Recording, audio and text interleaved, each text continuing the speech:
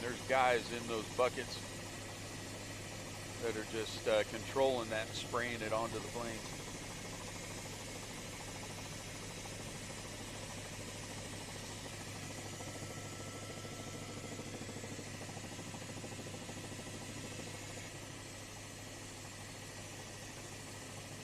That is the one aircraft that is planning on departing. This is the only jet, the only airplane landing at Will Rogers this morning. And again, not a commercial plane, not a commercial, it's a corporate jet out of